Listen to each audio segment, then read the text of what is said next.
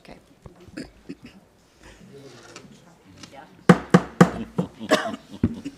Call the Broken Arrow City Council meeting to order. We have invocation by Pastor Conley.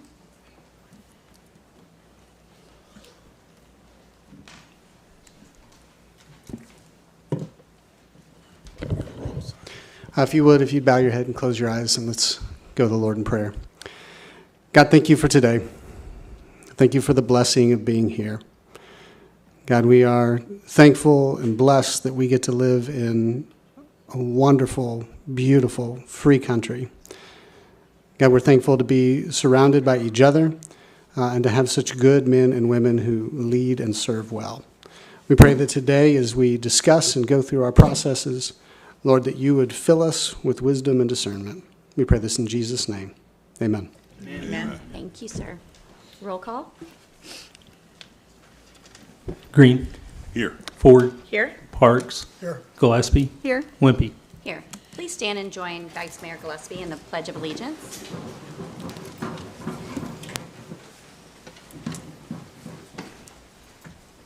Attention, salute, pledge. I pledge allegiance to the flag of the United States of America and to the republic for which it stands, one nation under God, indivisible, with liberty and justice for all.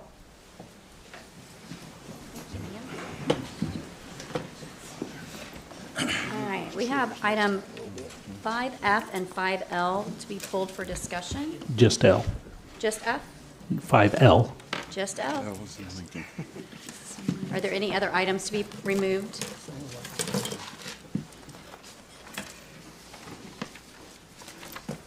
Make a motion to approve the consent agenda, with the exception of 5L. Second.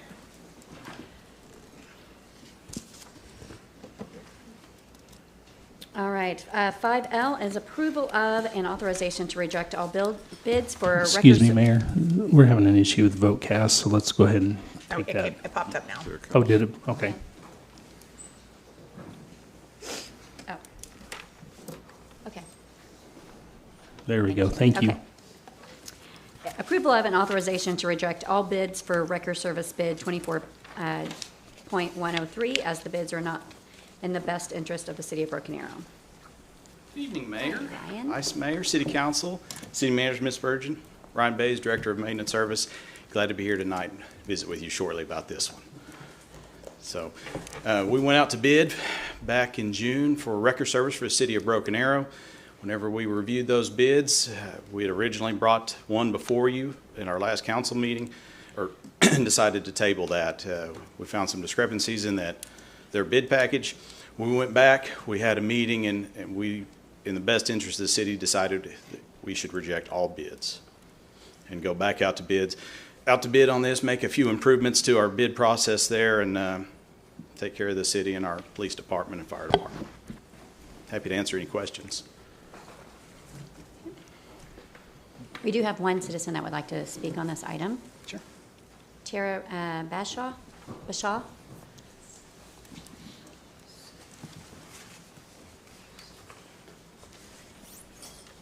Thank you all. I'm Tara Bashaw with Story Wrecker. This contract serves the police department about 90%. Maintenance took that bid process away from the police, and they are the exclusive decider on this, or I guess they're recommending it. It was closed bids. The vendor Morgan's, it was invalid. It broke the law. It was not a technicality. The maintenance, they want to open the bid up for a second time, so kind of null and void the closed bid process and the reason why we do that. They are actually already using that vendor. I have been left waiting in limbo for the bid to be released. It was delayed 3 months because of a fire at the facility at that vendor that they have already begun using. I have not received any notice that my contract has ended. That is in the contract that I would. I'm still performing all of the services that are required that are free. We're moving everything under 26,000 pounds for free. We're still moving all of the trooper cars. We're still storing all of the criminal hold vehicles. So, to the tune of about $50,000 is what it's cost me so far. We're here at the beginning of another month. I can't get a response from the city attorney on, I've copied you guys on those. I'm sure you saw those. I would like to know where I stand. I need a little bit of help with that. I just need to know, do I need to continue serving the police? That's what we would like to do. That's what we're currently doing. Major Garrett, I visited with him. He's happy with the services. They have no complaints. Story has been doing this for, over 20 years. So it's just a little bit frustrating that the expense is solely on me, with no decisions being made. It just keeps getting tabled and moved on and extended. I'm happy to continue doing it, but it is costing me a lot, and I would like some sort of, at least a sit-down visit with the city attorney, something, if anybody could help me in that. I'm just, I'm not sure what to do. So the paid calls that are being given to the other vendor who has not, been approved, there's a whole legal mess going on with them right now. They are getting all of the paid calls by the city of Broken Arrow, which is meant to offset all of the free things that we put in the bid to do. So any help that you guys can direct me would be greatly appreciated, just a meeting or anything. Okay. Thank you. City Manager, do you have any remarks? Actually, I'd like for Kenny, I talked to Kenny Schwab, Assistant City Manager, this afternoon, and obviously there's some things that have been brought up by Ms. Bashar here that I'm not familiar with, in making accusations that we're already using a vendor that we want to pick. I don't know that. Okay. Okay, you mentioned about a fire. I don't know about a fire. Our city attorney normally does not meet with folks that are put in bid packages. That's something you should have come through my office, and so then I could coordinate to determine if that would be necessary. But in terms of the actual bids, which is what we're dealing with tonight, I think that's what's most appropriate, is to find out exactly where we are. And the staff is recommending that we reject them and go back out to bid. So with that, let me ask Kenny to come forward with Ryan and then address a couple of questions that they know about this situation. Okay. Thank you. Thank you.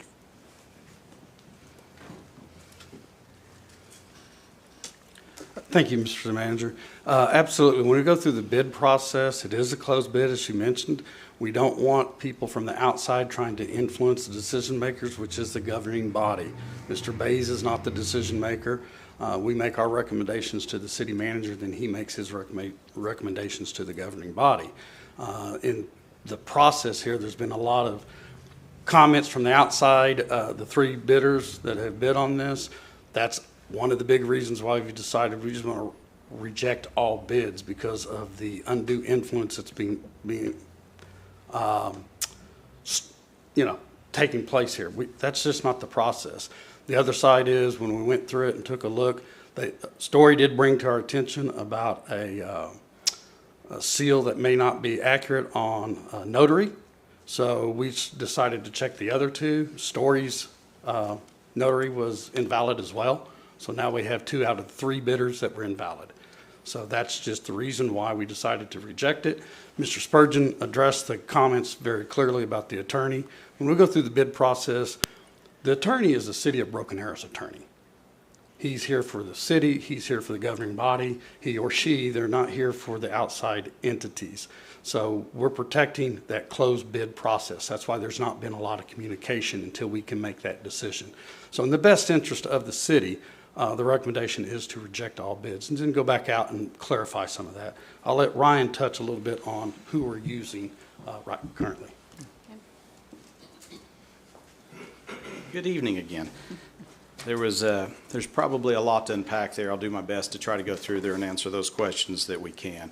So the bid she's referring back to is in 2019. So in 2019, you had leadership here that brought this out. Story was awarded that contract in 2019. That contract had 4 renewals. If all of those renewals had been activated, it would have ended in June of this past year. So June 30th would have been the last possible expansion of that. So this year we rebid really to stay on course with that. So we couldn't renew again. It had to go back out to bid. Mr. Schwab's absolutely correct. It was brought to our attention that the notary seal was invalid for Morgan Towing, which we can't accept that bid. I mean, that right there ended it for him. In fact, we took some further actions based on legal counsel advice there. Whenever we went back, we brought back in our staff, which included fire, police, our fire marshal, our fleet services. We brought everyone back in to revisit and see what we thought the best options would be to bring as a recommendation. And whenever we visited with 2 of the 3 vendors basically unable to supply bids, it felt like it was in the best interest of the city to go back out to bid. City of Broken Arrow, I'll tell you, we had an incident at the Fleet Yard. This happened I can give you the exact date, but about a month ago, we had a solid waste truck run into a Ballard in our fleet parking lot. Whenever it hit it, it caused a significant damage to the fuel tank, and we were running fuel out on the ground, about 25 gallons, which required fast containment. It was also raining that morning pretty heavily. So we had a heavy rain that we were dealing with. We had fuel that we were trying to deal with, and the A2, or the second axle back, had been ripped out from underneath the truck and also damaged to the third axle, which wouldn't allow it to be hauled by a heavy wrecker. It had to be towed by trailer. If we backed up in time, we had an incident going back.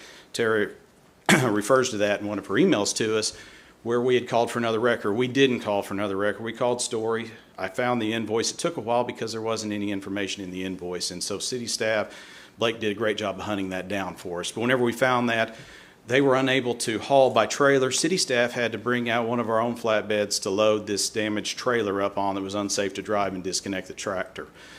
We still received a bill from that.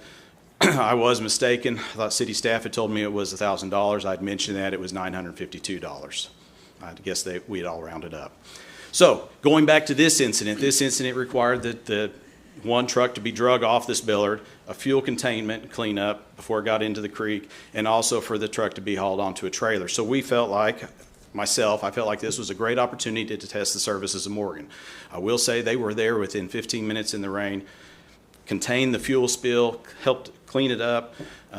We did have some stuff to deal with after the fact, but it was very minor. Did a great job servicing it. That is the only time that we have called Morgan out to service anything. So all other services for the city have continued through Story, just as we've gone along here. I'm trying to keep my notes here to see if I've missed any questions for you. Major Garrett, she mentioned that. There was a meeting that he made us aware of where she had requested he come and meet with her for coffee. I don't know the details of that meeting, but I do know if we go back and look at the calendar invites, police, including Major Garrett, has been invited to all of those. And so this wasn't something that we tried to do just with our purchasing department making those decisions. We wanted the opinions of the staff that would be utilizing this. She is correct. It is heavily utilized by the police department. Did I miss a question? I'm so sorry. I tried to cover them all. So currently we are continuing to use Story. We haven't changed that except for the one test. It didn't seem like we'd want to recommend Morgan to you before we'd at least given him one test run. And so that was part of the decision in that, besides the extent of the accident. Well, that's the call that you make as maintenance service director, and I support the decision that you made. Thank you. But they're invalid because they didn't have the notary, so they're not being considered this evening. They are not being considered. So Morgan now is not being considered. As soon as we found that, they were out. We went back. We wanted to check all the notary seals, and that's when we discovered, when we were doing that, Blake Damp, a purchasing manager, actually discovered that the one from Story was also invalid. He also called the state, the Oklahoma Secretary of State, to verify that. We didn't just take what we found on the Secretary's website, and they confirmed, and they gave us the date that Story's notary became revoked in 21. So happy to answer any other questions. So I know she mentioned that they're still providing the free services that were applicable according to the contract, and that's pretty standard. You know, obviously I'm working in law enforcement, so I know how those agreements typically work. But if I heard right, their contract ended June 30th, is that correct? Or would have it expired June 30th? So their contract actually ended 15 months ago, so it was not renewed this past year. Okay. So I think that was just an oversight. Okay. But we just continued, I think,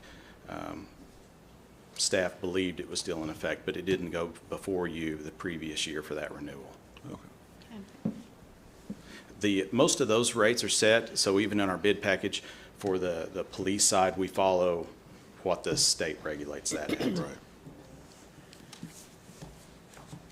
So tonight we vote on this, and then you'll go back out to bid, and they can, Yes, both ma'am. Morgan and Story can, if they get their notary updated, can submit bids for that, Correct. correct? No, I think this is the right process to go through. It's the most transparent way. Due to the irregularities, it makes the most sense because at the end of the day, this contract doesn't belong to any of the bidders. It's for servicing the citizens of the city of Broken Arrow. And so that's what staff is doing, is trying to find the best provider. And so due to the irregularities, they appropriately followed our process and wholeheartedly support the rejection of all bids and to have it rebid. I just want to say one thing. We haven't drawn the final item is the preconceived belief that we've already made a preconceived notion about who we want. That's not accurate. You know, in the couple of communities I've worked in is that we actually had multiple towers. And we did a rotation, and that's just a logistical thing that you can set up with the dispatch. I'm sure we'd prefer to have one, but that's something that we should look at, is having multiple in case one can't respond in a certain amount of time. That's how we do it. So I would echo what Trevor said, this is to reject the bids and let us go back out to bid and then come back to council after we've gone through that process. Do we And do- then Morgan has been notified that their notary's expired as well? Correct. Okay. how long does that bid process take? 3 weeks. Okay. Sorry. So we want to make a few adjustments to the current bid to try to protect against any future errors that might come up, and then we should have that back out next week, and then it'll be out for 21 days. Once that opens, it usually takes staff a few weeks to go through it, so this process will most likely take, let's say, 8 weeks. I just wanted to give her some kind of time frame because she was asking that. Can we get this on the 19th of November council sir. agenda? Yes. Thank you, council. Appreciate it. Thank you. I'll make a motion to authorize to reject all bids for record service bid Can- 24.103. Can I ask, did we answer all the questions that she had? Oh, did we answer Can we any ask her that questions? before we do that? Okay. Okay. I'll second that. Okay, we have a motion and a second, roll call.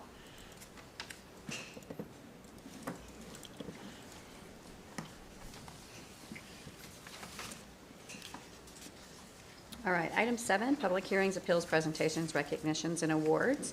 7A, presentation of Oklahoma Floodplain Managers Association Public Official of the Year Award to Vice Mayor Christy Gillespie. Kenny Schwab. Let's talk drainage. All right. Thank you very much, Mayor, Vice Mayor, council members, Mr. Spurgeon. Kenny Schwab, Assistant City Manager, but today I'm actually standing before you as the Vice Chair of the Oklahoma Floodplain Managers Association. On September the 17th, the Oklahoma Floodplain Managers Association recognized the City of Broken Arrow's Vice Mayor, Christy Gillespie, as a 2024 OFMA, Oklahoma Floodplain Managers Association Public Official of the Year. So let me just tell you a little bit about OFMA, and then I'll actually read to you what was actually in the banquet. So OFMA was established in 1990. It is a member of the national level of the Association of State Floodplain Managers. OFMA consists of professional engineers, surveyors, hydrologists, educators, realtors, insurance agents, elected officials at all levels of government. That would be at the local, county, state, and federal level. OFMA advocates for the protection of the natural functions of the floodplain through education, training, and service to all people. We encourage and support flood-safe development and flood mitigation. We promote sound floodplain management practices. Our goal at OFMA is to save lives and reduce property loss from floods. All right, so let me read what was presented at the banquet. I had to put my glasses on, I'm getting a lot older. Vice Mayor Gillespie shows great leadership in prioritizing stormwater and floodplain management in her community. She also demonstrates a strong willingness to force development, to consider new and innovative approaches to increase beneficial uses of the flood-prone property, while adhering to a commitment to mitigate flood risk. Her willingness to learn from the professionals and engage in difficult conversations with the public has allowed the City of Broken Arrow to enhance and expand its stormwater and floodplain management programs. She was instrumental in last year's, which would have been 2023, Ronald D. Flanagan Gold Project Award winner, the Park on Florence Regional Detention Facility and Restoration Project. Broken Arrow won an award for a project last year, and she was one of the key leaders in that. Obviously, the project is finished now. In addition to her councilor duties, she serves on her Community City Drainage Advisory Committee. This is a committee where citizens can come and request help, including potential finance assistance to address local drainage problems, as long as there's a public benefit. She now is seeking an opportunity to take this knowledge and leadership to the state level as a Republican candidate for Senate District 33. For her leadership and her commitment to build a more enhanced stormwater managed and more resilient flood-prone community, OFMA is proud to present the 2024 Public Official of the Year to Vice Mayor Christy Gillespie of the City of Broken Arrow.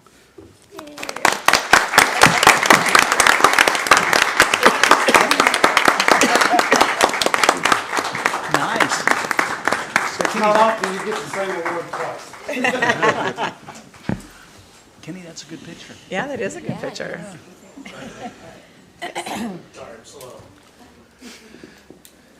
Do you want me to photobomb you? Merry Christmas. She actually did photobomb.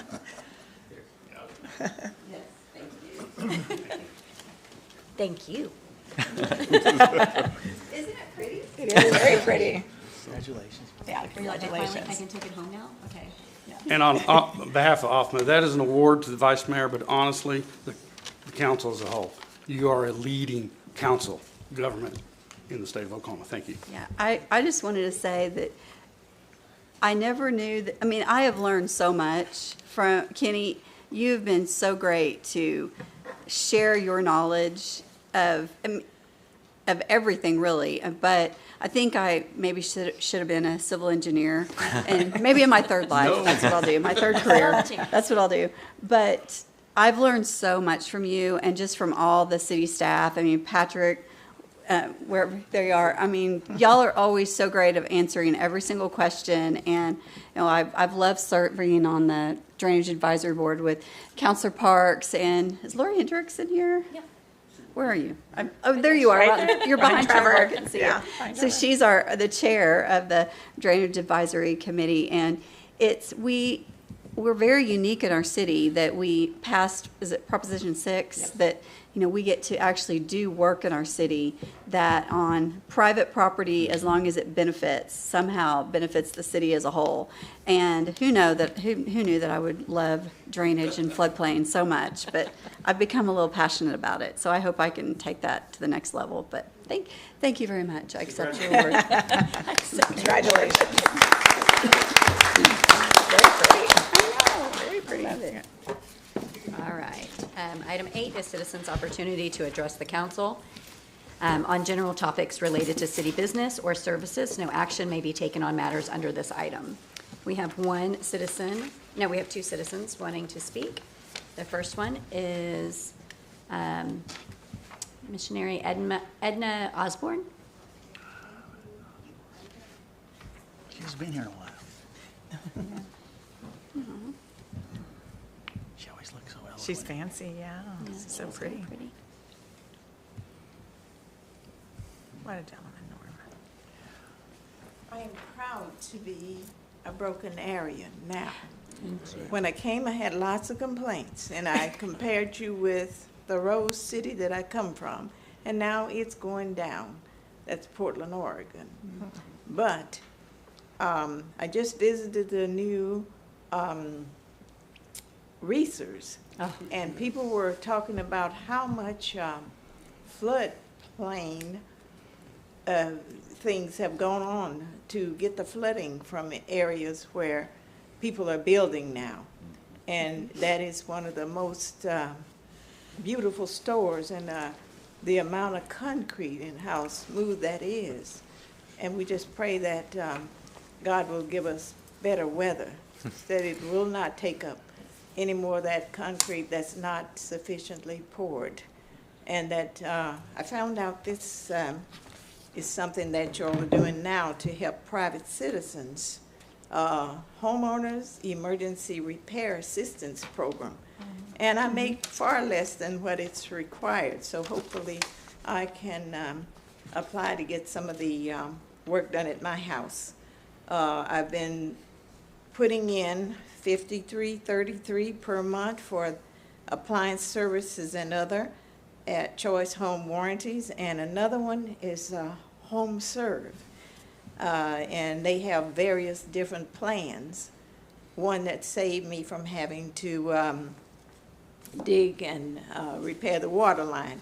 I got some people that I really want to thank, Patrick Wilson, Nathaniel Cole, Kenneth Swab, and the stormwater drainage people, including you. Congratulations, Miss Christy Gillespie.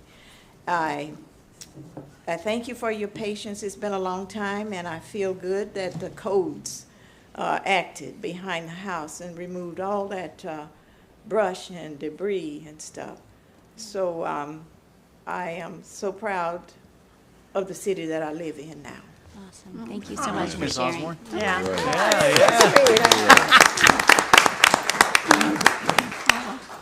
It's citizens like you that make us want to serve, each of the council make us want to serve our city. Thank you.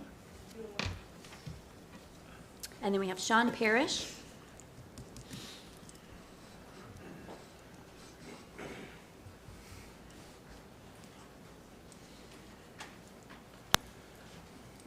Well, good evening. My name is Sean Parrish. I live at 2619 East Knoxville Street here in Broken Arrow. The primary reason I put in for this is because my understanding is agenda number 9B is going to be postponed again. If it is not, then I will save my comments because I filled out a request to speak for that. I will save my comments for that. If it is going to be postponed, I feel that Roush Coleman keeps pushing this off to essentially get the opposition from the neighborhood to lose interest. And today's time frame, most people have a very short attention span. And I'm going to tell you, my neighborhood, we will keep coming back as long as this keeps coming up. We are going to fight this to the bitter end. So, thank you. Thank you, sir. Thank you. Okay, now we're on to general council business. 9A, consideration, discussion, and possible approval of and authorization to execute the agreement with Oklahoma Turnpike Authority at the events park. Ms. Shannon, hello. Good evening, Mayor, Vice Mayor, council members, and Mr. City Manager Michael Spurgeon. My name is Shannon Marshall, Special Projects Division Manager. Before you tonight is the agreement with the Oklahoma Turnpike Authority for the new Events Park exit ramp connection onto the Creek Turnpike. This is to serve the amphitheater project and to help mitigate exit traffic after events from the park, direct connection onto the turnpike. It's been great to work with Oklahoma Turnpike Authority. I know they've already approved moving into an agreement, and so before you today is the actual agreement with them. We've worked well with their staff and city staff, as well as our design consultant, to come up with a great design that meets the OTA standards. I think that's pretty much covers everything. If you guys have any questions, I'm here to help. City staff is recommending we approve the agreement. Okay. Any questions? This will be open all the time, correct? Not just during concerts? Correct. Big. Yeah, it's a big deal. It's one, as far as I'm aware, this is one of the first times that the Oklahoma Turnpike Authority has worked in conjunction with a city entity for this type of improvement infrastructure. So it is very big and monumental. I feel like it was pretty speedy, too. I mean, I guess it's because we spent so long trying to get on that 8-year plan. It's like this one happened so quick. It's like, yay. Well, Joey Kelly, I mean, he was here before the council 2 years ago and announced several projects that are happening up area. If you remember, one of them was obviously there's some work that's going to be done on the bridges that sort of bounce when you go over them, and then that's when we found out that they're actually going to be putting another on-ramp at some point in the future off of Highway 51 to be able to get on the turnpike. And so we've got a great relationship, just as we did with his predecessor before they split the two up. And believe me, this was an important project for them as well as was for us, and that relationship with the state officials. And so I believe they wanted to move it forward. And Charlie and Shannon and the entire team has just been amazing to where we are right now in regards to the amphitheater project and being able to meet our obligations. And so I'd recommend approval, because this is another example of working with our consultant in order to meet our obligation to be able to have our improvements ready to go whenever the venue is for that first concert, hopefully next fall. Thank you. I'd make a motion, we approve the contract for the ramp exit. I'll second that motion. We have a motion and a second. Roll call.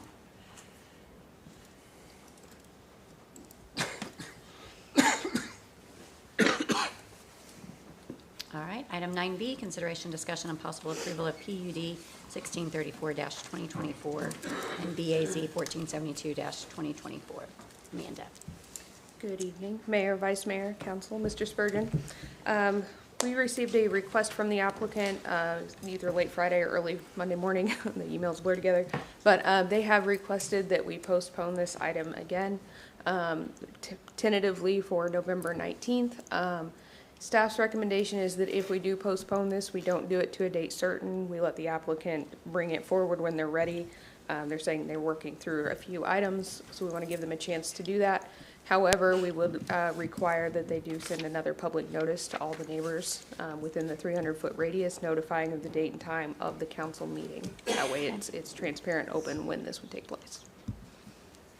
Absolutely. Well, I wasn't pleased last Respectful, time, last meeting, and certainly not now. It's not fair to our citizens to have them come down, you know. If you're going to postpone it, do it 2 weeks ago or send out something on it. So, I don't know. Why was it postponed last week? I didn't watch the 2 meeting. weeks ago. Or 2 weeks at the last meeting. That We was don't also know. at the applicant's request for the same Okay. reason. With no explanation, yeah. Have they actually, because I told them they really needed to meet with the neighborhoods, because that to me, like before they even do anything, they told me that was gonna happen? I don't know if it happened. Yes, they did meet with the neighborhood on September 4th. It says they had 7 residents and 6 members of the development team were there and discussed potential issues. There were discussion on the site access, land use, stormwater, right-of-way, traffic, all of those types of things. There were a few modifications to the PUD as recommended by Planning Commission when this went forward before them. Those changes have been made and are reflected in the PUD document that you have. Those were in line with the fencing requirements and some other smaller things. So all of those changes are reflected, but the applicant's just not ready to move forward at this point. I don't know if they're planning another meeting with the citizens or what their plans are, but. I like the recommendation of let's not put a date on there, because all of these people now, I don't know how many times, I know they've been on the Planning Commission, and then here I know at least twice. Right. And it's not fair, it's not respectful. So I agree with that recommendation on. Right, and we feel like it really should be noticed again, that way the citizens are fully aware of when Yeah. the date and time is. We're not trying to fly this Right. under the rug or you Yeah. know, let people forget about it. I do want to provide that notification at the developer's expense. And I don't think, unless it's really emergency, I would tolerate even another extension even after that, because we spent a lot of time. I spent a lot of time on this for this meeting, probably a full day looking at everything that I need to look at. Right. And I don't appreciate it, and it's certainly not fair for our citizens.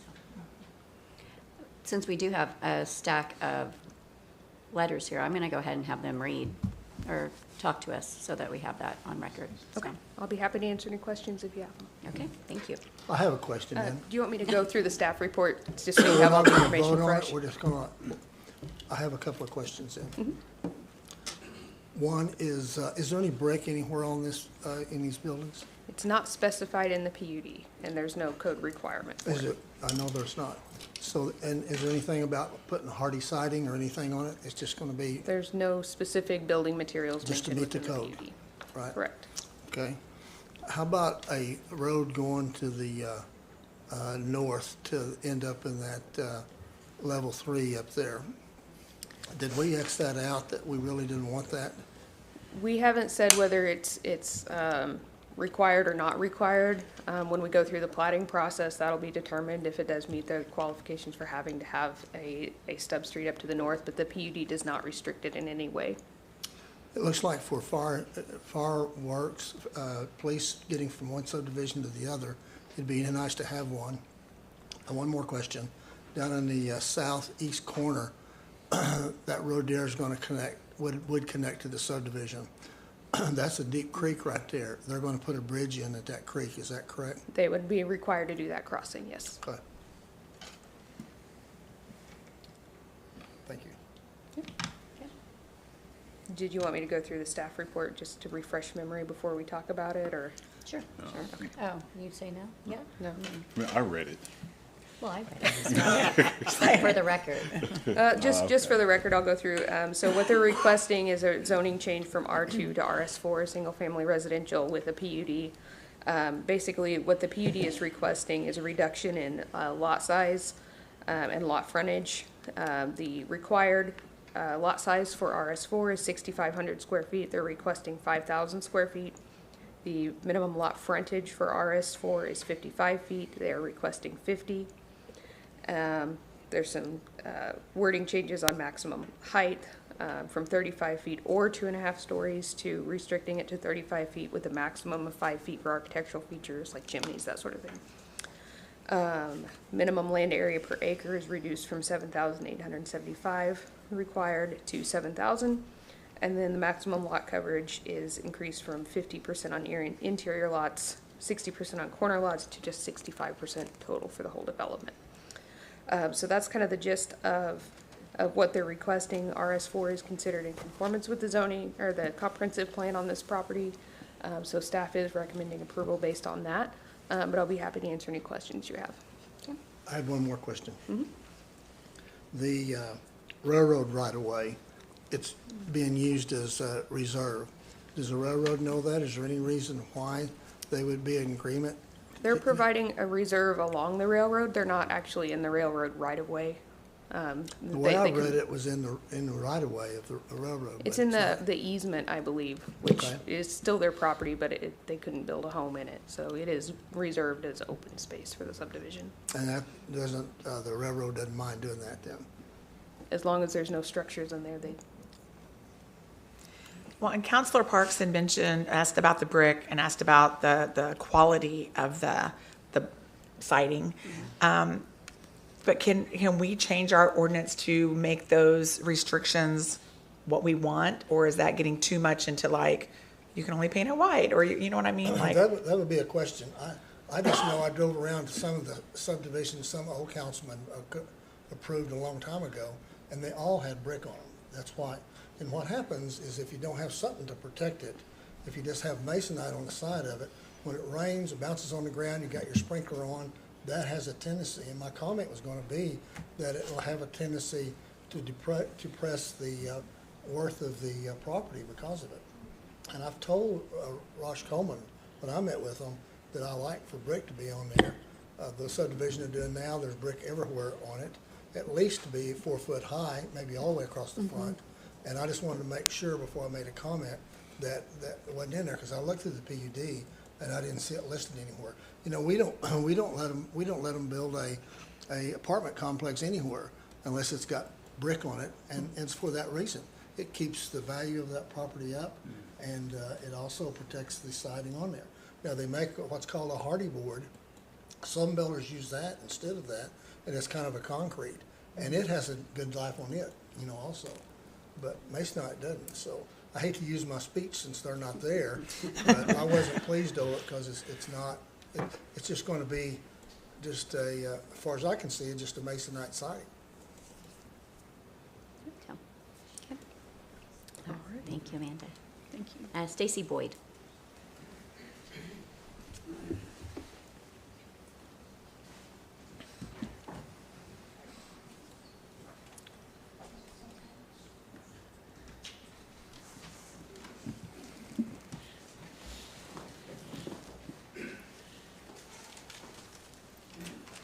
Good evening. My name is Stacy Boyd. I live at 2728 East Louisville Street in Broken Arrow. My house is third from the stub street that's going to connect the current neighborhood to the new build. We've had a lot of problems in this neighborhood. We have a lot of stormwater issues. We have a lot of sewage problems. A lot of the problems that we have mentioned at the Planning Commission, they have addressed allegedly, but they didn't do anything about it until we brought it to their attention when they talked about adding another 150 homes to this neighborhood. And I don't understand why they wait until there's a problem to resolve it. I don't understand why we don't address the potential problems prior to going in and putting a great big FedEx plant in on a 2-lane road, or having Bluebell evidently almost double the size of their plant, even though they're hooked into our sewer line. You know, once we said that this is backing up, we can't flush our toilets, we have raw sewage coming up in our yards and in our houses, then they decided they could react to that. My concern is that they're going to build in this area here. They're going to do what they want to, and then we're going to have to deal with the outcome and the problems that they have and they create in the future. You know, I think that we should take our time and look at this before they add 155 houses with one entrance on 193rd that will tie straight into Louisville. And this is, according to the Planning Commission, there is no plan to widen 193rd. Is that correct? That it's not going to happen. Not right now. So you've got a Roush Coleman developed going in at 91st and County Line. Those houses will dump onto 193rd. And then you're going to have all of these houses here that are going to be trying to get out, to get to work, to get to school, to whatever. These houses are built to be $250,000 starter homes for families that have an income of $90,000. And they specifically said they were targeting teachers, firefighters, nurses. Those jobs don't start at $90,000 a year. So you're looking at 2 family incomes, 155 houses. You're looking at probably at least 300 cars that are going to be going through that neighborhood, adding to the traffic problems that we already have. I just think that it's something that we need to consider. We need to get better answers from Roush Coleman than we're getting. The original plan for this site did have a stub street that would punch through the acreage to the north in the eventuality that they would build in that neighborhood too, and it would empty out onto 81st Street and give a separate exit, just like you said. And I appreciate you all noting that it's important that fire and police have access to this. It's very important to us too. The new PUD that I saw, that stub street to the north has been removed. They've put a house there. So unless that plan is to take that house out and put that, well, I guess I'm done. Thank you. Thank you very much. Thank you. Sean Parrish. Okay, we actually can't have that. Sorry, we have to maintain decorum, so thank you. Sean Parrish.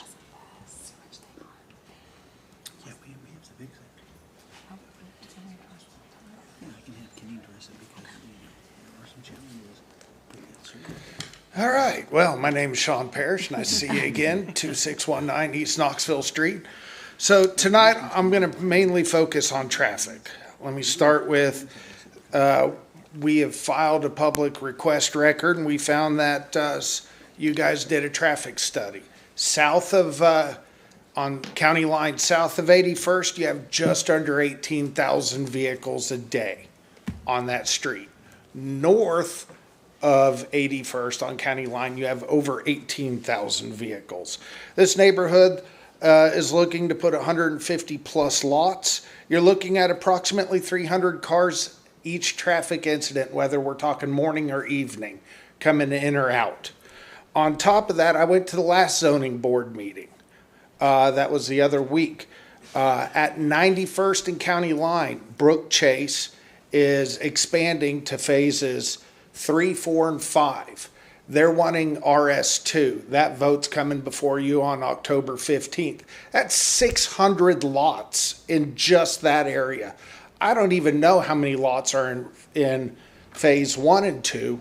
So now you're looking at about 1,200 cars plus the 300 cars. You're looking at 1,500 extra vehicles per traffic incident, being morning rush hour, evening, on county line.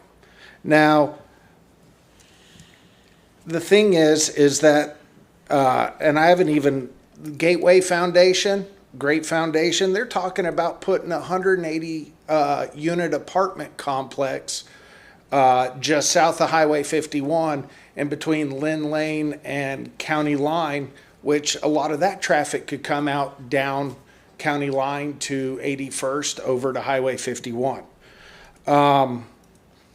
It's already zoned for RS2. There is no reason besides corporate greed and them trying to squeeze every single dollar they can out of this community to make it RS4. Let me leave you with this. I am pretty sure all of you at one point in your driving time have cut through a neighborhood to avoid a construction site, a wreck, backed up traffic. That's what we're going to be looking at in our neighborhood. 500, 1,000 plus vehicles a day coming through our neighborhood to avoid the county line because it's still a 2-lane road. So it is going to back up who knows how far. So in the end, I'm just asking you guys to think, if it's your house, how would you feel with an extra 500,000 plus vehicles cruising through your neighborhood every day? Thank you. Thank you, sir. Do what? Oh, I can gavel next time, yes. Lori Hendricks. I am Lori Hendricks. I live at 3005 East Indianola Street. I'm also the Wagner County Clerk, and I do sit on the Drainage Advisory Committee. I'd just like to make 2 points to you. Roush Coleman will make the argument to you that their houses don't end up as rental units. They start that way. In the phase 3 of Oak Creek right now, between 20 and 30% began as rental units. The signs, when they come out, it's primarily 3 companies that buy these houses. So currently, in the existing neighborhood that adjoins to ours, we have lots of rental units. There's a development, East Village, currently under construction in Wagner County. 30 of those homes have already been sold to a rental company. The signs do not say for sale. They say for lease. They will automatically be rental units. Incidentally, Roush Coleman, according to Wagner County Planning and Zoning, is the most cited developer in Wagner County that gets red tagged for their developments. One of the things, I've had conversations with most of you, one of the things that each of you has said consistently is about the threat of litigation. Roush Coleman, for lack of a better terminology, are a bit of a bully. They threaten you with lawfare. They have sued the city of Broken Arrow before. They did sue Wagner County for failing to approve a zoning change for the development of a very similar area. The area had previously had flooding issues for both water and sewer capacity were a concern. In this case, the Board of Commissioners denied a zoning request from Ag to RS6, which is similar to what they are requesting now, thereby denying the development altogether. In February of this year, the District Court of Wagner County held that the Board of Commissioners has statutory authority to make decisions regarding zoning, and that their reasoning for denial was reasonable rather than arbitrary or malicious. Should the applicant choose to file suit based on a denial by the City Council of Broken Arrow, it is that same court who will hear that case. If you let the threat of litigation keep you from doing the right thing by your current constituents, then you are abdicating your authority to make a decision to Roush Coleman. And they, rather than the City Council, are making the decision for you.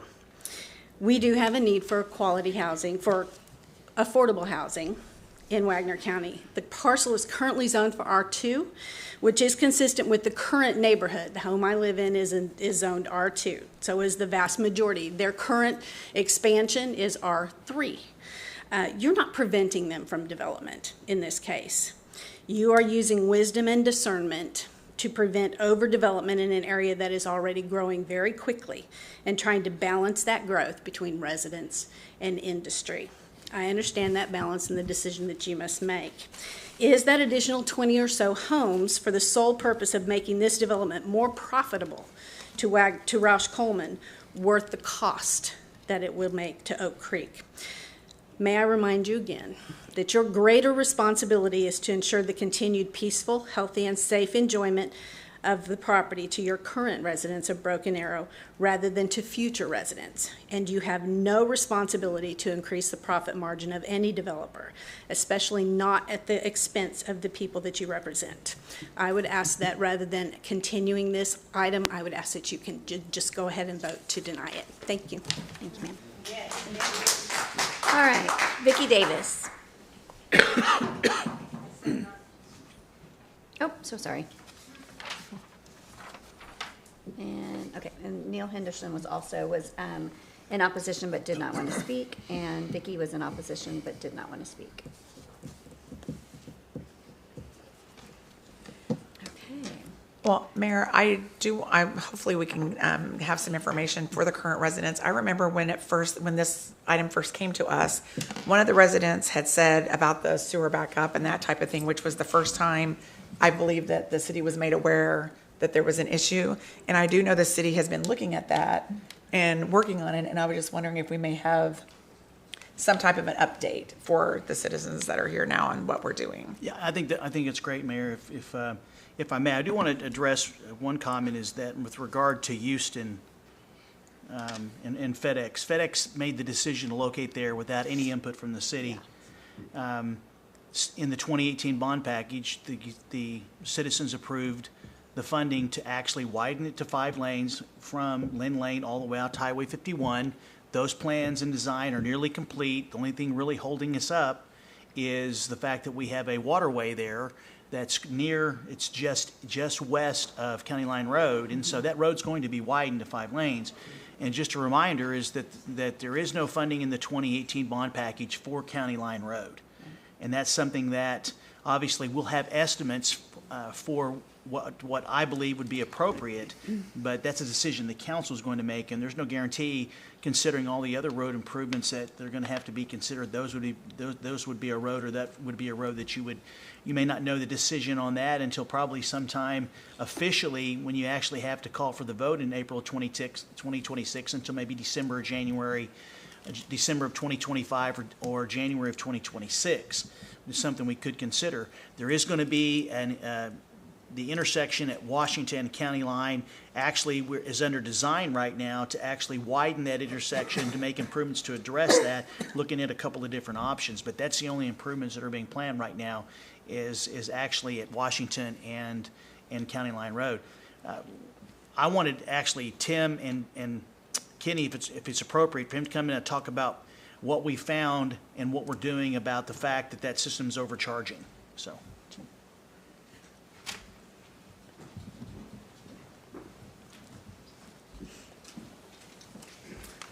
Good evening, Mayor, Vice Mayor, Council, City Manager, Mr. Spurgeon, Timothy Robbins, the Utilities Department Director. So thank you for having me down to talk about this this evening. Starting back, if you remember, back in June 16th council period, the sewer issue was brought to our attention on this. We immediately tried to jump into it and tried to get a better understanding of what was going on. There had been sewer overflows in that area. What we found is that it has happened before, actually predating several of the subdivisions that had been built out, and some predating even Bluebell. So there was a lift station in that area that used to have some issues that would create backups upstream. And in 2013, the trunk line, where it connected all of these subdivisions back to County Line trunk sewer back to the west, was implemented. And that resolved a lot of the sewer backups in that area. So we kind of thought that issue was resolved, and a lot of the other the other issues that we had SSOs on were directly correlated to rain events, excess rain events that would have gotten into the sewer system. So fast forward into what we found in the 2022 timeframe to today, we found a lot of SSOs, sanitary sewer overflows, that were happening in the region that the house, specifically in Mr. Parrish's backyard, that manhole that is on the south side of the northern subdivision, right where Oak Creek Estates and Oak Creek South meet up. So what we wanted to do is try to understand what is going on in there. So we took modules called flow depth gauges, and we installed them in multiple places throughout the subdivision and did an analysis of these flows. And what we were able to come up with is we did note that there was a sewer capacity issue, but it was directly correlated to how some processing was happening at, ultimately we found Bluebell. So we essentially, what we found, kind of keeping it really high level, is the way that they operate, they have to pump, they have a pre-treatment system that pumps out their treated sewer waters, their effluents. And when they were pushing this out, they would pump it out, and they would consolidate this in a normal working period, so a normal shift, and that flows were relatively high, higher than what we would have expected for that line. So what that did is it created higher levels of sewer in that line than what would have been expected. When we brought this to their attention, so we took that information, we took it to their attention and said, hey, we really need to look at this. What can we do to work together to figure this out? They were immediately very willing to discuss. They didn't know that the downstream issue was directly correlated to them. We brought that data to them. It was a really good conversation that they were willing to have with us. After that, we were able to negotiate a time period where we're evaluating a revision to their process flows. So they immediately went from, they dropped their process flows down a third and elongated that from a normal shift to over 12 hours of a shift. So we're putting less sewer in at one time that's the same amount, but over a longer period. So we also took and evaluated this entire collection basin and evaluated how much sewer we would expect it to be able to handle and how much sewer is going into it, including Bluebell. And through that evaluation, we did come up with that it is capable of handling it as long as we can work with Bluebell to come up with that process flow. So we are currently on that track right now of trying to figure that out. We've seen extremely positive results to the fact where we have not seen any it's what we call surcharging, where the sewer comes up in the manhole, where the pipe can't handle it all. We have not seen that in almost 2 weeks. So we have immediately had a lot of huge benefit from that conversation, and Bluebell has been fantastic in working with us on that. We will lock in those rates once we finalize that. We'll lock that into our permit. And then it's important to mention that we're already in works with Bluebell and with our engineering team, where we're going to find a long-term solution to take those industrial flows on the east side of that highway. All that industrial flow will be rerouted to a new, the newer industrial park to the south. So that will come off of that subdivision. We don't have a time frame on that. It's unfunded at this time, but we're working through that. I understood from some of the citizens that had been going on for a long time. I didn't know it had. So I started arguing that, if the city knew about it, we'll be taking care of it, because we don't want sewer coming up in anybody's yards. Yeah, so you're saying it has been that did last quite a while, is that correct? Yes, sir. There was a lot of overflows, like I said, from the lift station up till about 2014. Where's the lift station at now? The lift station was at the very lower left-hand corner of the South Oak Estates, the Oak Estates South, sorry, Oak Creek South, right there at the railroad. In that picture, if you see the site development in that lower right corner, that's exactly where it was. So when that came offline, we thought that resolved a lot of those backups, and we attributed the first couple backups when it reoccurred in 2022. We associated those back to rain events. So it wasn't immediately known that it was process flows that was the issue. But yes, sir, there was several in 2022, and I believe one in 2023. Thank you. One question, Mayor. Right? Tim, do you think that you'd have enough data to be able to include this as a capital project for next year? Yes, sir. I'd have to defer to Mr. Schwab, though. He's nodding his head behind you. I got a yes. Yes, sir. I'd like to address a couple things that were mentioned, if I might. I know it was mentioned, not necessarily by you, by some of the citizens' comments that, we can't really anticipate where a problem may crop up. So I just encourage all of our citizens, everybody here and everybody listening online who may watch us later, if you identify a problem, feel free to reach out. And I know that some of you guys said that you have in the past, and Mr. Tim's answer had addressed some of that, but you can reach out to the website has emails on it. You can reach out to the city manager's office. You can reach out to any one of us, and we will do our best to make sure that problem is addressed and get an answer back to you, because that's what our job is. So our job is not anticipating. None of us are clairvoyant up here. We can't look into the future and see what may happen, but we do want to solve problems for you all. We have to be aware of those. So please feel free to reach out to us. Another comment was made about us being scared of litigation. I think I know everybody up here. I don't think anybody's afraid of litigation. We have some of the best lawyers around, and we don't make our decisions based on somebody litigating. I'm in law enforcement. I'm faced with threats of lawsuits every day. Doesn't scare me, and then we move on down the road.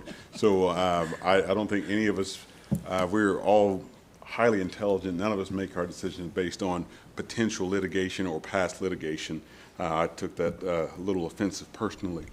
And there was a lot of assumptions made about what we are doing and what will happen, but I just want to encourage you, no decision has been made yet. We are in the business of taking all the information that's made available to us, both from developers, from the citizens, and our staff, and we make decisions based on that. That is what we make decisions on. So I just want to clarify that for anyone who might think otherwise. And I will be quiet now. I'll give you a hand. Thank you. I wanted to make a comment too, and I certainly agree with the part on litigation.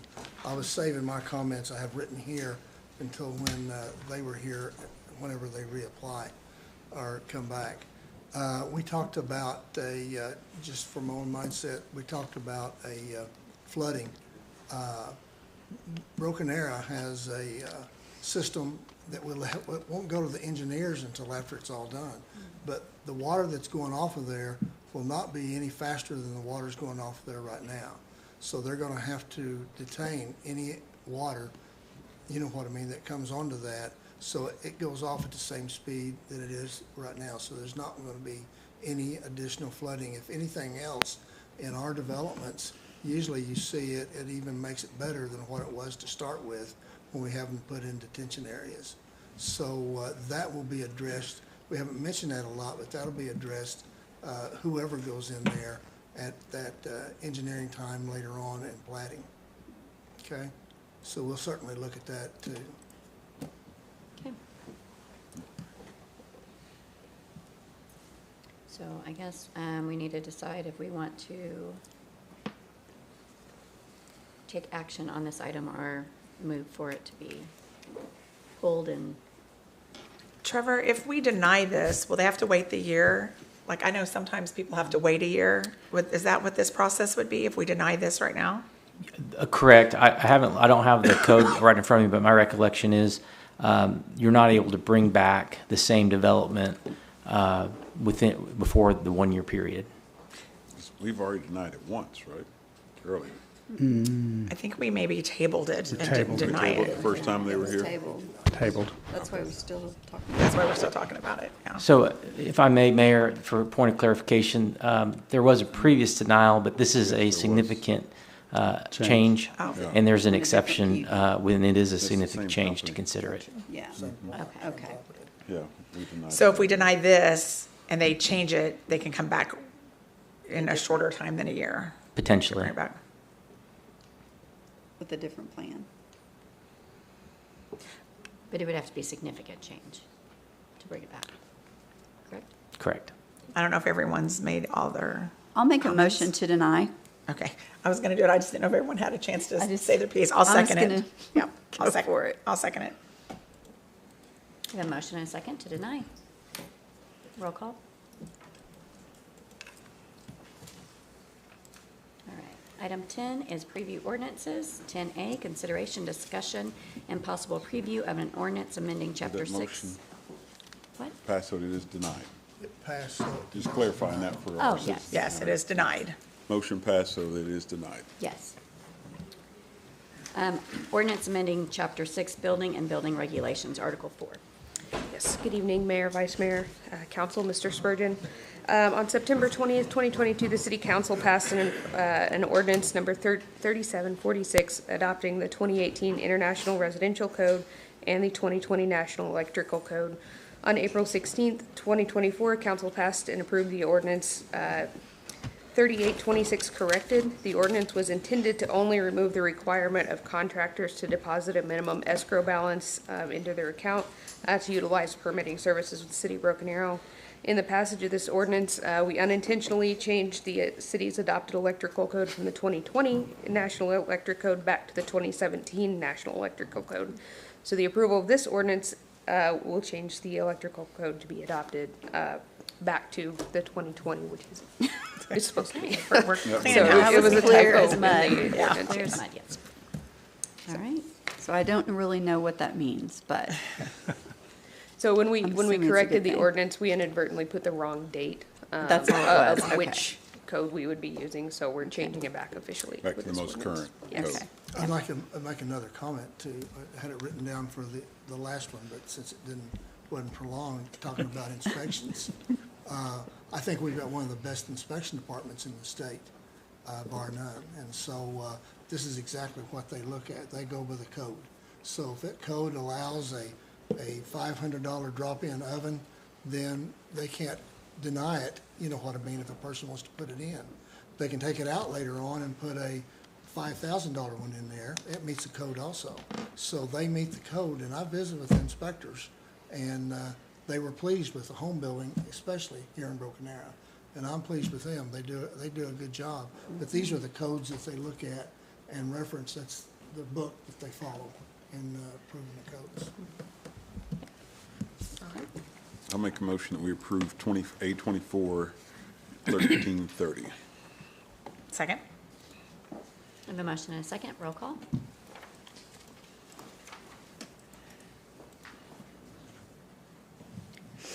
All right, we have no ordinances. Remarks from governing body members. Got a few. This morning, Councilor Green and Vice Mayor Gillespie joined us at Broken Arrow High School because they had an announcement that they received an award for their fine arts department. They are the only district in Oklahoma, and they are the 9th one to receive this recognition, so it was pretty cool. It's a national award. Yeah, national award, so that was very cool. and one of the awards was the inaugural, so it was the very first award that were giving. So Very that's, cool. yeah. Yeah, they're amazing. And their directors are incredible as well. And then we rushed to meet Counselor Ford and Parks out at the 138th Fighter Wing, where we got to meet with the colonels and kind of hear what our citizen soldiers are doing. And then we got a big fat surprise that they stuck our city logo on the side of 545, which is one of the F-16s. And, but we didn't know that was going to happen, and it's going to be on that fighter jet flying all over the place. But it says the Spirit of Broken Arrow, so it was very exciting. They also had all of our Broken Arrow residents that work out at the 138th out there, and so we got to take a picture with them. The Tigets were out there. The full-time residents. There was a lot of, yeah. there was a lot of part-time people that Yeah. were doing their day job. that Yeah, couldn't so it was just very informative, and to hear what all they do on the base and what they do, obviously, as military and the protection of our country and things that the threats that are coming or could be coming that we need to be quite aware of. It was very interesting. But this is the unveiling. So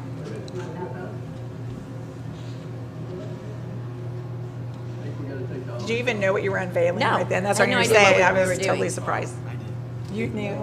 Secret. Hopefully this works.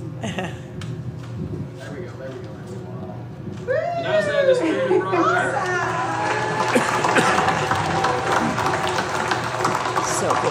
That is so cool.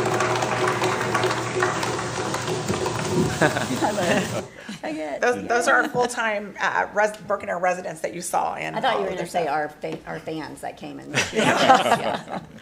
And this is the F-16 that they will, like they did the flyover of the first football game, this is the Yeah. one they will use when they fly over the Broken Arrow football games. So very cool. And they all work on, I mean, they break up into teams, and for years, they work on a certain part of that airplane. They'll take them down and completely rebuild them right there in Tulsa, repaint them. Appreciate it. I told them, I bet the pilot's staying good with you all the time, making sure that how you're working on it. Yeah. Want to It's be pretty successful. cool. Yeah. It's very cool. Very cool. Yeah. Sorry you missed that one. Me But too. You were, But you'll Yeah, share she what was you were representing. saying. Yeah, I'll share. Yeah. But I did want to say, I just noticed that our new chamber president is in the audience, James Bell. So I just wanted to welcome you to your first Broken Arrow City Council meeting. We're so glad to have you in our I was going to have him come down, Mayor, and say a few Okay, words. well, we and can go do ahead. that in a minute. I mean, I just saw him and I was like, wait, I know him. So, Air Force, James. know you. Right? And then you want to talk about our burger? Oh, sure. Okay. So I missed out on the fighter wing thing, which I was very sad about. But I was at Indian Springs Sports Complex celebrating the 50th anniversary of Broken Arrow Soccer Club. And I mean, there are just not very many organizations, especially organizations like that are, they're just out there, nonprofits, just doing things for the kids. And although I did find out there's soccer, you can actually play, there's an over 70 league. So anybody that I don't think anybody in this room is over 70, so we don't have to, I'm not looking anywhere. 'Cause I There's don't know two anybody. teams, they play No. each other all the time. Yeah. Yeah. So, but it was, and I think we're actually gonna officially recognize them at a city council meeting, so for that honor. And then, so, do y'all know where District Burger is? Yeah. Everybody needs to go to District Burger. It's in Ward 4. And Senate District 33. But you have to go and choose your favorite burger. If you like mushrooms, you'll like my burger. If you like jalapenos, you'll like my burger. So there is the V-MOBA, Vice Mayor Broken Arrow, and MOBA burger, Mayor Broken Arrow. And so mine is a mushroom Swiss burger, and our mayor's burger is jalapeno, It's like cream a jalapeno cheese. popper. Yeah, it is. With onion rings With and onion rings barbecue on it. sauce. It's a lot. Surely with a skirt, right? Or It no? does not have a cheese skirt. No. But I should have done that. Yeah. But $1 of every burger, $1 of mine, the mushroom Swiss burger, goes to Broken Arrow seniors. And well, guess where? $1 from the mayor's burger goes to Soldier's Fish. Yes. So you go and pick your favorite burger and Go every day. Yes, every day. Pick my burger. Yeah. Yeah. But I have to say they're really delicious. We actually just went there right before this, so did. I want to take a nap now. But we've had a good day. How fun. So it That's was- fun. Yeah, it's That's fun. Good. All right. Anyone else? Okay. I don't have a burger named after me. I just kept complaining because I wanted mushrooms. And he was like, how about, I'm going to make you this We were having burger." lunch, and you're telling Yeah, me. yes, exactly. And that's how it started. She had wanted a jalapeno burger, so worked out. City Manager? Yes, Mayor, council members, good evening. Good discussion on many items tonight. Let me just follow up on the mayor's comments. As the council members know, and many in the audience and probably some at home, is that we had a vacancy in the CEO position for the chamber, and the executive committee for the chamber and the Economic Development Corporation put together a selection and or a recruitment team that was headed up by, I believe, Ben Bowie and Greg Graham, two business leaders in the business community. And the mayor and I had the privilege of serving on that committee, and we went through a number of applications and interested parties in the position, and hands down, that the gentleman that the mayor mentioned that I'm going to introduce was the best person to serve as our new CEO. Before I introduce him, and I'm very excited about introducing James. I can't meet his wife. I can't wait to meet his wife because she got a tour of the school district, and I got feedback from the school district that she was more excited about being here than he was. And he's shown incredible enthusiasm about wanting to be here in Broken Arrow. And so he has a wonderful family, and they want to be a part of the Broken Arrow community, which I think it came through that he wants to be here. And that's very, very important. And he comes from an area, northwest Arkansas, that obviously has a lot going on. So he's high speed, low drag in terms of getting things done. And so before I introduce him, Amber Miller is our Vice President of Economic Development with the Economic Development Corporation. She has done an incredible job the last 4 months. I've had so many opportunities to work with her, probably on a daily basis, it seems like. And she's held the fort down along with Lori Lewis and the entire team. Norm Stevens and Brent Brassville and I got to go to their retreat. James's first day was yesterday, and they were having a chamber retreat, and to see all the staff members there and to say a few words about our partnership I was very thankful to be able to do that, and I'm very excited. So thank you, Amber. I want to publicly acknowledge all your hard work the last 4 months, and it's amazing to work with you. So thank you very much. And I know I speak for Jennifer Rush and the entire TED team.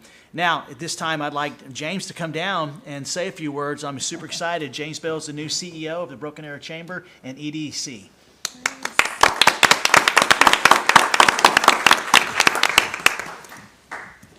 Mr. Spurgeon, thank you. Mayor, nice to see you again. Councilors, nice to see you, meet you. My family is thrilled to be here in Broken Arrow. We have my wife, Hadia, was very excited about the tour. She talked about it and continues to talk about it, and we can't wait to get here. We're bringing with us our 4-year-old son and our 9-month-old daughter, and there's multiple families sort of coming in this package, one big family.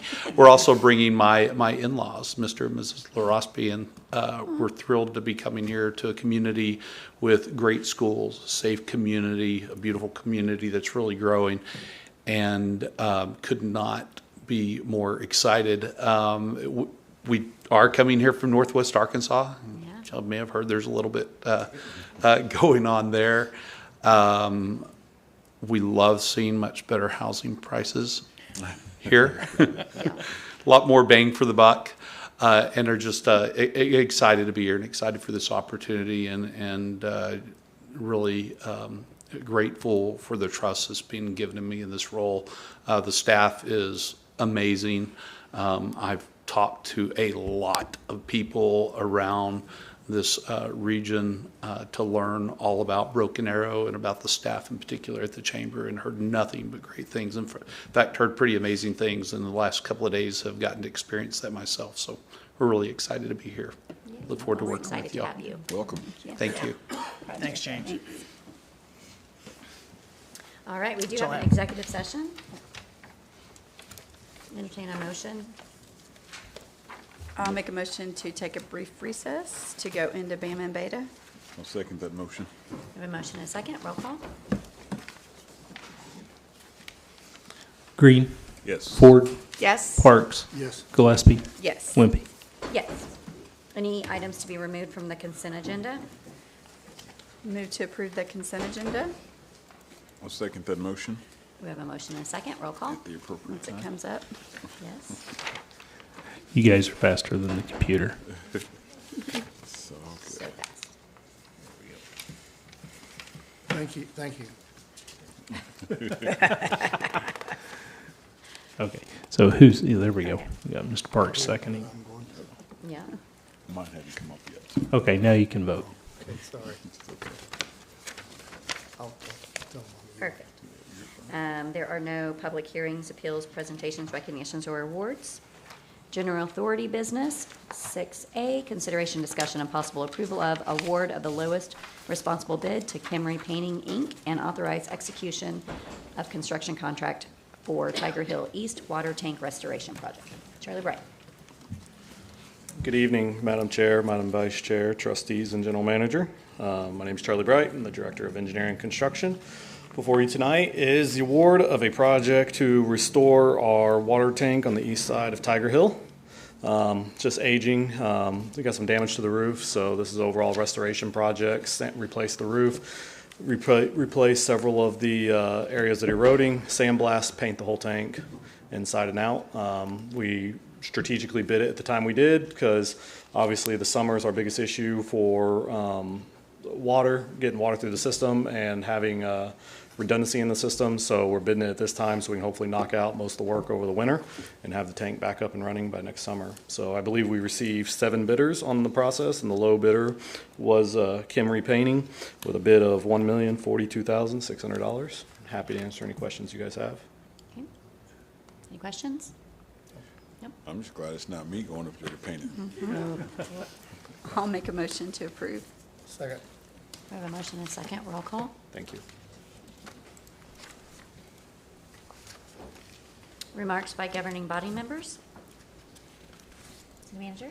I do, Madam Chair. I just want to follow up on Councilman Park's comments at the council meeting about our inspection team. I thank you very much, sir, for those comments.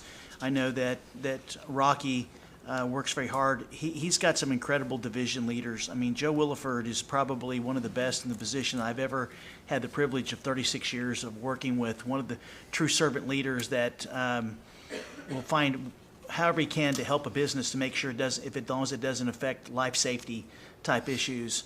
And I think Amanda Amaguchi's found her stride because in order for them to get to Joe, you have to work through Amanda, and she's got some incredible talent. So I really appreciate those comments because I expect a lot out of them, and the level of service they provide is as good as I've ever had the privilege of working. So I thank you very much for those comments. And I know you reckon those on behalf of the council because everyone was nodding their head when you were speaking that. So thank And we you. had just received, I received an email from a resident sharing her positive remarks about how amazing he was to work with, so. Thanks, sir. Yep.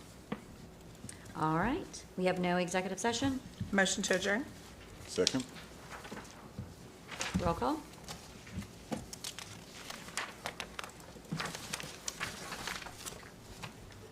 Call the Broken Arrow Economic Development Authority to order. Roll call. Green. Here. Ford. Here. Parks. Here. Gillespie. Here. Wimpy. Here. There are no public hearings, appeals, presentation, recognitions, or awards. There's no general authority business. Consent. Wait, I called roll. We didn't. Oh, I'm just we zooming didn't right vote on along. the. Yeah, that's right. Any We items need to be removed from the yes. consent There item? we go. Then vote on that consent agenda. I'll move to approve the consent agenda. I'll second that motion. Okay, roll call on that. There we go. You think she wants to be somewhere quick or something? No, it's too late now. All right, okay. There is no public hearings, general authority business. Any remarks from governing body members? City Manager. I do, Madam Chair, just one item. Venue, which used to be known as Notes Live, recently had an update to prospective interested parties in investing in the facility, and they gave a great update about a week and a half ago. I just appreciate the opportunity. I know the mayor was invited. It lasted about an hour, and there are still individuals and entities within the city as well as the region that are interested in making a private investment into the venue, and it's exciting to see that folks are still interested.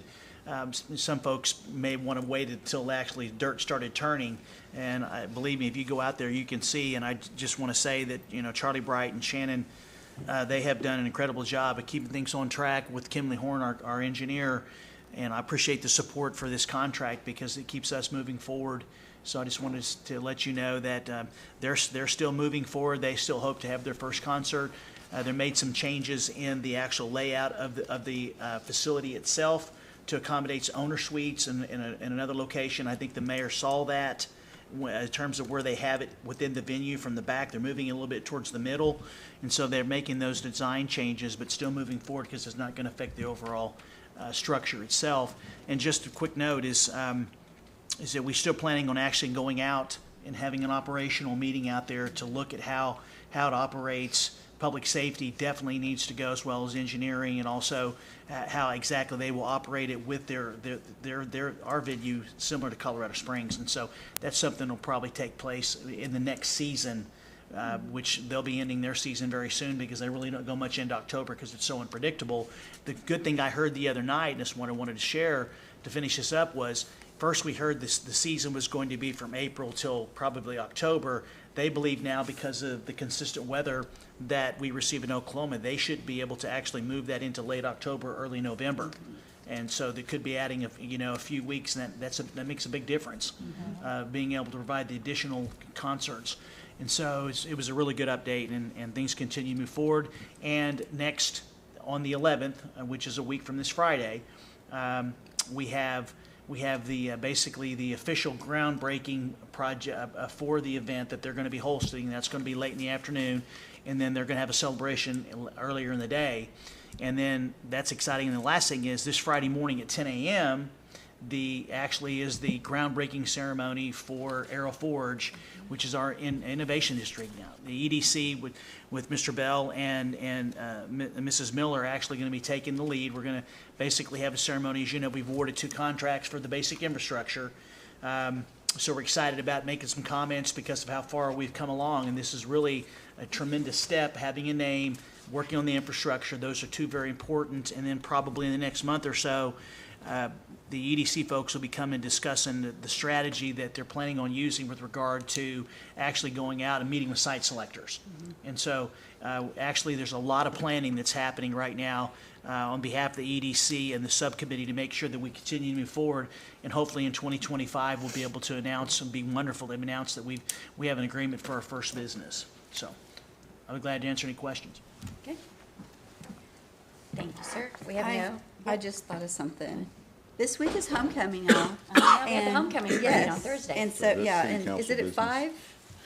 What? That's Yeah, city council totally. business. We're Sorry. in It's economic development. beta. This is, it is economic development. Because people Come to will Main shop Street and you're afterwards. gonna shop. Yes. So, is it at 5? 4. The parade? Oh, it's at 4? Okay, I had it on my calendar. So 4 o'clock, the parade on Main Street. Everyone come. And then come to the game Friday night. So, Yes. All right. Now, entertain a motion. Motion to adjourn. A second. Roll call. We do have an executive session, so I can entertain a motion for a brief recess. I'll make a motion for a brief recess to clear the room to prepare for executive session. Second. Roll call. Green. Yes. Ford. Yes. Parks. Yes. Gillespie. yes. Wimpy. Yes. I was trying to look up the parade on Broken Arrow Schools while I was talking. I was like,